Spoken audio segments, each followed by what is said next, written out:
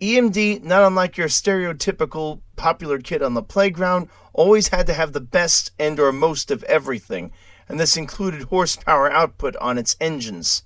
All this said, EMD was not amused when GE began to crank up the horsepower of its FDL-16 prime mover. This would lead it to introduce its model U33B, introduced in 1967 and lasting in production until 1970.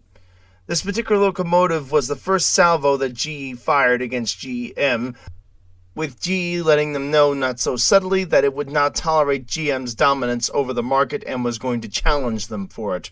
With their latest locomotive's 3,300 horsepower being a full 300 more than EMD's sd40 series of locomotive, which only produced 3,000 horsepower even. Alco, who was about to make a major mistake in terms of the products it manufactured, and yes, one that was even bigger than the 244, could only offer, in resistance to the EMD sd40 series, which was dominating the market at the time, its model C636, producing 3,000 horsepower, and its companion C430 series locomotive. These would be some of the last engines the company would produce before it went out of business, and neither of these engines was a big seller, specifically the C430, which only managed to sell 16 units. It should also be noted that Alco did produce one last locomotive to take on GM and GE, called the Alco C636. As its name implies, the locomotive produced 3,600 horsepower and had 6 axles. It was meant to compete with GE's U36 family of locomotives, specifically the U36C.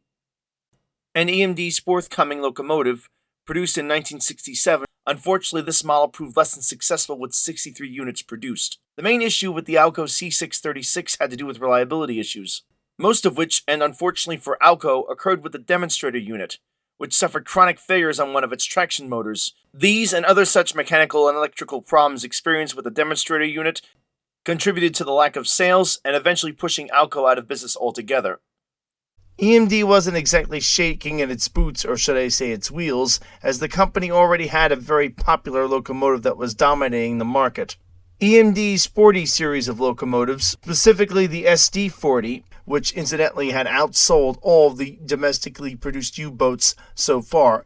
This is to say, all of the models produced, all put together, it outsold with this one specific locomotive. Still, as mentioned before, the SD40 was 300 horsepower down from the U33B, and this could not be allowed to stand. And so the company began development of a model called the sd45. While this engine would sell well at 1,260 units, almost as much as the sd40 had, it would prove to be one of the least reliable locomotives of the era that EMD produced, and would actually start to show the company's weaknesses in terms of producing engines, seemingly predicting the downfall the company would suffer several years later. The first notation on this locomotive is that it had to have 3,600 horsepower. In the spirit of being the most popular kid on the corporate one-upmanship, EMD wanted to dominate the horsepower race with the same amount of horsepower GE was currently. Due to the way EMD's prime movers functioned, that is to say with 2-cycle combustion as opposed to 4-cycle combustion, with 2-cycle combustion being far less efficient, necessitated the locomotive have an extra 4 cylinders to produce its 3,600 horsepower, causing the company to build a staggeringly massive prime mover with 20 cylinders, or V20. It would, however, retain the same name as the SD45's power plant, referred to as the 645E. At the time, this seemed to make perfect sense as it was based upon the technology that made the SD40 so reliable and rugged, and even, at least for an EMD locomotive at the time, efficient. To accommodate the larger prime mover, the frame of the engine itself had to be extended. This would be another stumbling block, as we'll see later on. The extended frame did, however, have a few advantages. It would easily accommodate the 6-axle trucks.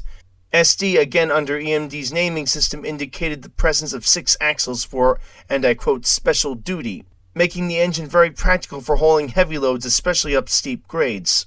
On paper, this looked like yet another big hit for GM, a locomotive with more horsepower than the competition, based on and/or an improvement of existing technology that was also proven technology, further assisted by EMD's reputation for extreme reliability.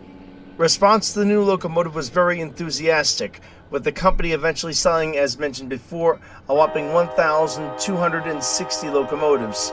One must remember that this was an era before high fuel prices had creeped into the market, causing major disruptions. And with the booming economy of the early to mid-60s, all railroad companies could think of at this time was adding more tonnage to their ever-lengthened trains, and higher horsepower locomotives made this process ever more cost-effective, even allowing the company to team two higher horsepower engines up together to pull one of these trains.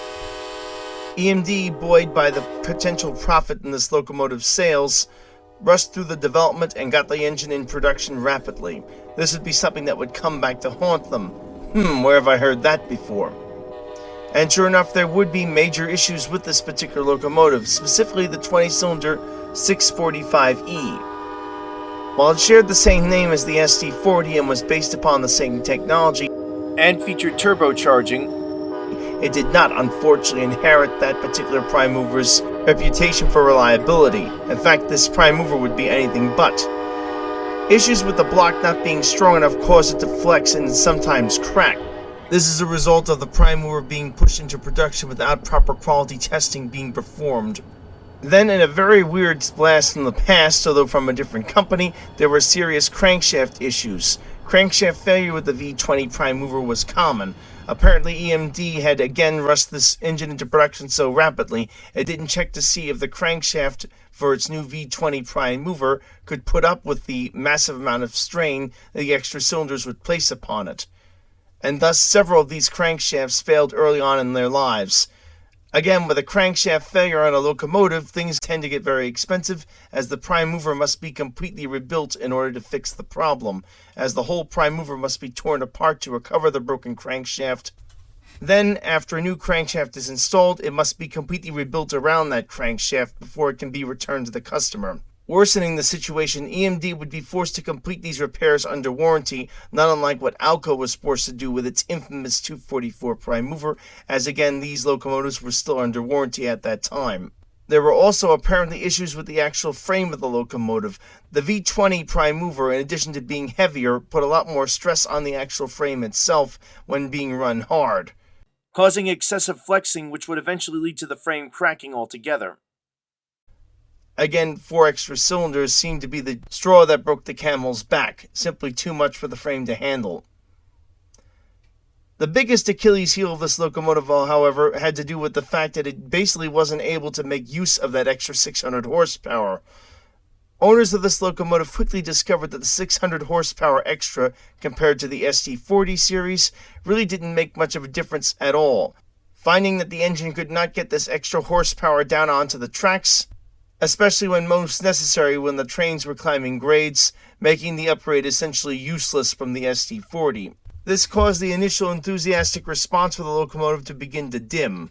However, unfortunately, these issues would not be the biggest problems this engine would face. This would come in the early 1970s during the 1973 oil crisis specifically, as the fuel costs made this engine more expensive to operate than some lower horsepower models. On top of that, because of the higher fuel costs in general around the United States, the economy began to slow down, meaning train lengths began to get reduced, and the need for higher horsepower engines simply wasn't there anymore. As mentioned in previous videos, there is a simple practical reason for having 2 lower horsepower engines on the front of a train. While a single engine sounds more practical from the start, as it is able to haul the train all by itself, requiring less maintenance for the one locomotive, it has a strong disadvantage, and that is if this locomotive fails at any point in time, the train will be, and I quote, dead on the line, meaning it's not going anywhere unless you can get another locomotive out to it to pull it along. On the other hand, if you had 2 lower horsepower engines pulling the train along and one failed, you can simply use the existing functioning engine to drag the train to the nearest yard or facility to get it out of the way. The warranty issues, fuel issues, and other such reliability problems combined to cause many railroad companies at the time to think twice about buying such gas-guzzling, high-horsepower models, as well as continuing to operate the units they already owned. And many of these engines quickly found themselves in storage.